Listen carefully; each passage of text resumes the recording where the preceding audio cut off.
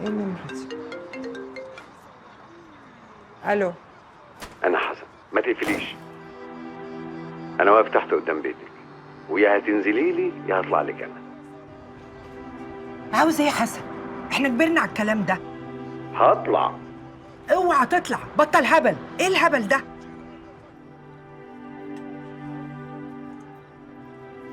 انا ما نزلتش عشان تفضل ساكت. من فضلك ما تخلينيش اندم اني نزلت. هو انت هتفضل ساكت كده كتير؟ عشان اول ما ركبنا العربيه قلت لك مش هتكلم غير لما نوصل. نوصل فين؟ ايه المكان ده اصلا؟ ما تخافيش مش هخطفك.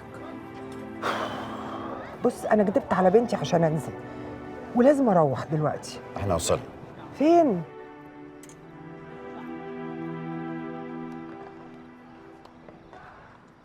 انا جبت المكان ده عشان يبقى مكان مناسب جدا لنا ان احنا نتكلم براحتنا من غير ما حد يسمعنا ولا حد يبقى قريب مننا. وعلى فكره، زي انت ما كدبت على بنتك علشان تنزلي، انا كمان كدبت على ابني عشان يحجز لي الملعب ده بحجه ان انا هلعب، وكدبت على ابني التاني عشان اخد موبايله واكلمك لانك ما بترديش عليا. كل ده عشان اسالك سؤال واحد بس. يا حسن من فضلك، انت ليه عاوز تصعب الموضوع على نفسك؟ قلت لك خرج اليوم ده من حياتك خالص، خلينا نتعامل عادي. انا بالنسبه لي انا كسبت صديق، انت كمان انت عملتيها ازاي؟ عملتيها ازاي؟ ده انا حياتي اتلخبطت، بقيت عصبي جدا مع الولاد ومش طايق نفسي، وحشاني على طول وبفكر فيك وعينيك بتفارقنيش ابدا. نادي، انا بقيت عامل زي المراهقين، كل ما اسمع غنوه يتهيألي انا اللي بقولها لك.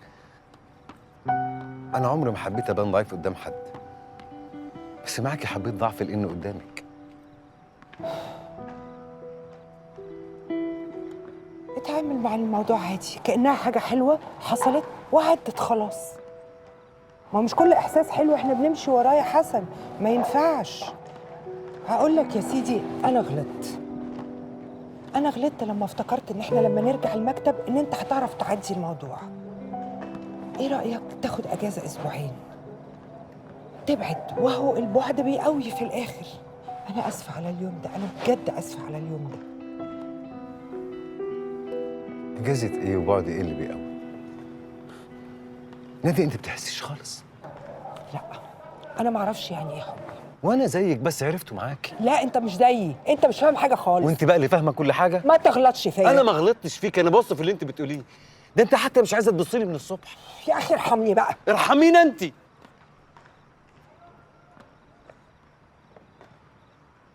عاوز ايه؟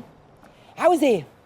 عاوزني اقول لك ان انت كمان وحشني، وان انا بفكر فيك طول الوقت، وان انا عندي نفس الاحساس اللي انت حاسه، وان انا مش قادره ابص لك في عينيك علشان ما اقولكش كل الكلام ده؟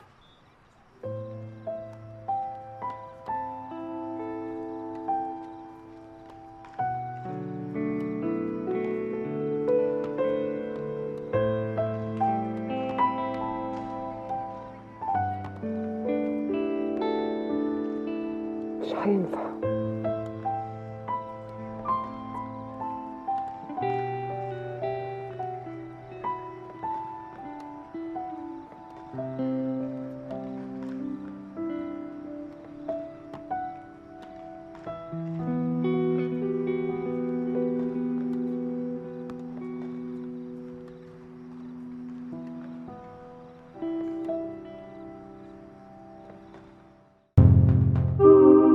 اشترك في باقات واتشت الشهرية بتبدأ من 14 جنيه و99 قرش، وباقات سنوية تبدأ من 150 جنيه.